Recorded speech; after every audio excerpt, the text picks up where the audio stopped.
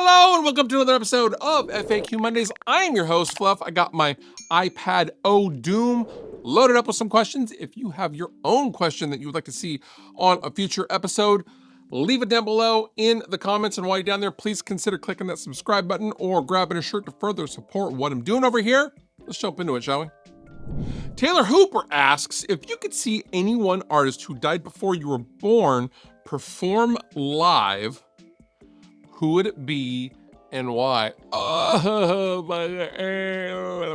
Before I was born, what if I just never saw them and they're now past? How about that? Because narrowing it down, like they have to have passed before I was alive. Because if that's the question, then it would be Zeppelin circa 71 or 72. Because John Bonham died just a couple of months before I was born. But if it's like any band that's just, because their singer passed on or whatever, and I never got to see them, it would probably be Alice in Chains on the Clash of the Titans tour, 1991, like the tail end of the Facelift tour cycle, when they started to play like the early versions of Wood. I would give anything to see Alice in Chains in 1991. They were literally the best band on the planet. Yeah, I guess it would be Alice in Chains 1991 Clash of the Titans tour specifically. Oh, I'd give anything. Next question. Scott Gaylor asks, what's the status with you and Boogie? Any chance of mending that relationship? Scott, thank you so much for your question. I never heard anything. I've never expected to hear anything. They're a company. They're not a person. So like, Mr. Boogie isn't gonna phone me up. I know how the actual people at Boogie feel about the situation. That has been communicated to me through mutual friends. And my qualm was never with the actual people at Mesa Boogie. It was really with Gibson. I'm currently in the middle of rebuilding my home studio. Will there be Boogie amps back on the channel at some point? Yeah, probably. Like, I love my old rectifiers. I do, right? Like, I'm gonna use my stuff, and I'm gonna love my stuff, and it's totally fine. Life goes on. There's way more important stuff to worry about than like how a beloved company turned their back on me. It's whatever. Like, I don't really care anymore. There's better companies that would love to do cooler things and work with me, like Marshall, and I'm here for it, man. Let's just look forward. Be positive. Octavio Sherbakov, I hope I'm pronouncing your last name correctly, sir, asks, what is your favorite Synergy module? There's a lot of good ones. Honestly, ever since it came out, I think it's one of the original ones, the SLO module, the 6505 PV module is goated.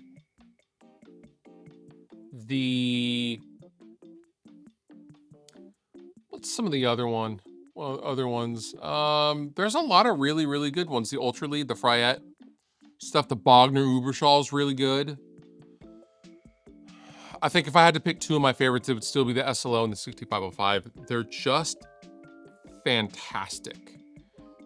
There are a lot of good ones though. Maybe I should shoot them all out. Zach Desjardins, I hope I'm pronouncing your last name correctly, and if I'm not, I apologize, asks, what's your biggest pet peeve when recording a band in the studio?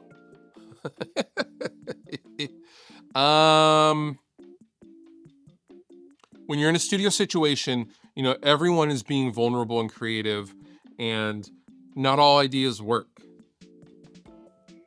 And to that extent, if you're gonna say, I don't like that, you should also be able to at least offer some kind of alternate option. Not really feeling that, can we try this instead? As opposed to, I just don't like that. well, what do you want to do instead? I don't know. I just don't like that. That drives me insane. 'Cause if you don't have a better solution or at least some kind of alternative, shut up.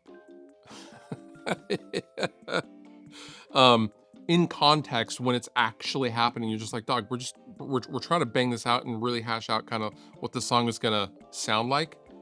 But if there's someone just going, I don't like it, that's not adding anything. So, and I guess that could go for all sorts of different situations. But yeah, specifically in the studio, that drives me insane. Chris Gutierrez asks, have you used anything like a Line 6 Helix?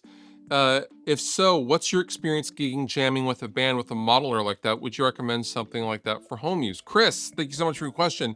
I have toured all over the world with a Line 6 Helix. It was my main rig until I kind of outgrew its DSP limitations, as it were. But I used it for a long time and was super proud of all the sounds I got with it. I used it in big giant European festivals. I toured the US a couple of times with it. I thought it was amazing. And yes, it can certainly be suited for home use or live use. I know they have since improved upon the cab models from when I was using it, but when I was using it, the weakest point was the cab models, and you would simply just kind of try out your own IRs and impulses. However, I don't really find the need now, the little bit that I've messed with Helix Native, the plugin. Cabs are great. Everything sounds great on it. It's fine. It's awesome. But yeah, is it suited for home use? Certainly. Josh Olson asks, which Mesa Boogie amp has the highest gain without a pedal? Not my opinion. I was told at the time when the Triple Rec 50 came out, it had the most gain ever put into a Mesa Boogie amplifier, more so than the amp that I would think would be winner of top gain, the JP2C, the Petrucci amp, which is one of my favorite amplifiers of all time. I think the Triple Rec is super gained out, but in like a really usable way. But yeah, Triple Crown, 50, or JP2C. One of those certainly has the most gain in any Mesa Boogie ever. Diego BM asks, Nick Nocturnal recently took an undefined break and it sparked conversation about burnout amongst content creators. What's your take on this issue? Do you think it's a symptom of the industry itself, YouTube saturation or hyper niche demands, the rise of AI, sponsorship pressures, or even gatekeeping? Could you share your perspective on the broader landscape, especially for aspiring musicians or creators looking to dip their toes into music and content creation today? Diego, well thought out question, very deep as well. Yeah, I did see Nick do that or make the video announcing that he was going to take a break and how he's burnt out. Burnout comes for us all. I've experienced extreme burnout a couple of times in the 14 years I've been doing this. I'm pretty good at avoiding it now. Slowing down is the hardest thing to do when you do this for a living, because what your brain tells you is, okay, we worked 24 hours a day, 7 days a week for years on end to get here. So if we do anything less than that, people will forget we're here. That's what your brain tells you. And I am a workaholic on top of that. I can't take vacations.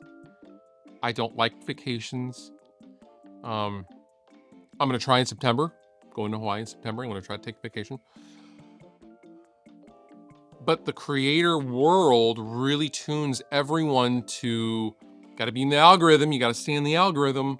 You got to do it. You got to do it. You can't stop. And yeah, of course people get burnt out. I hope Nick takes all the time in the world because we'll be right here waiting for him. We're not going anywhere. People aren't going, oh, you're tired and burnt out, unsubscribe. Like, that doesn't happen. That's not real. But in your brain, it's very much that way for us. Breaks are good in anything you're doing, whether it's touring or even if you're, if your job is to eat cheeseburgers every day, you're going to want a break. It doesn't matter how cool a thing you're doing. You're going to want a break. You need a break. We're humans. So yeah, I think it's all of those things. It's the niche demands. It's the sponsorship pressures, right? Hey, I need a video. Got some money, you got to pay your mortgage. So I got some money, but I need the timeline is 2 weeks. I need it right now. Like, yeah, all this is real and it's tough. You are in a pressure cooker. I can't believe I've survived 14 years doing this. So many of my friends and peers are no longer doing this. And yeah, I don't know. Just pace yourself. If you're going to get into this, pace yourself.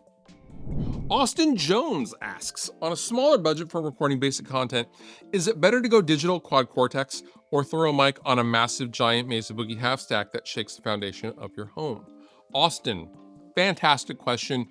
Honestly, for practicality reasons and tonal variety reasons, go digital.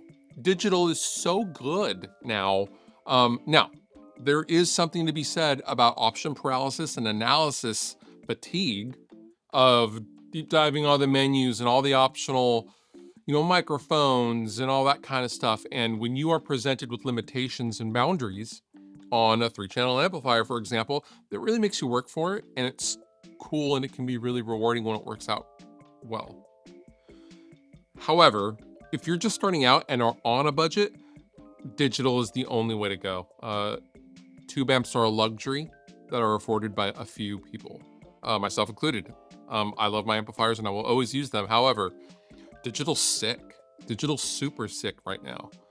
And it's only going to get better. And the tonal variety and the things you can do digitally far outweigh the benefits of using something like a single tube amp for your creative, output. As much as it pains me to say that, go digital. It's easier. Brandon James Weath asks, what's the difference in your live tone / signal chain versus when you're making a part for a studio, full band mix, etc.? Great question, Brandon. For me, the live tone is going to have much less top end information in my own guitar tone. And that is because when you get at volume, the volumes of a live show coming through a PA, guitar tone with anything above 6-7K is gonna take everyone's head off, and your front of house guy is gonna lop all that off anyway. Because at volume, it's just gonna be ear-piercing noise, and that's not gonna help anything for the cymbals or the vocal. Because part of your job as a live guitarist is to make it sound good, make it enjoyable for the audience, right? So my live tone would have much less perceivable top end if you were to bring it up on studio monitors, for example. However, in the context of like a mix in the studio, I'm still going to want all that low end and I'm going to control it. And I'm going to add a lot more things to it, right? Enhancement, stereo imaging. I'm going to work on some of the transients, all the things that you couldn't do and wouldn't make sense to do in a live scenario. All right. Live scenario guitar tone is going to be much less things going into it. It's, it's blasting in everyone's face. Everyone's having a good time. No one really cares about your guitar tone anyway. So make it sound decent. You're good to go. And that does it for this episode of FAQ Mondays. If you have your own question, feel free to leave it down below in the comments. And with that, you've been wonderful. I've been Fluff. Thank you so much for watching. I'll see you next time.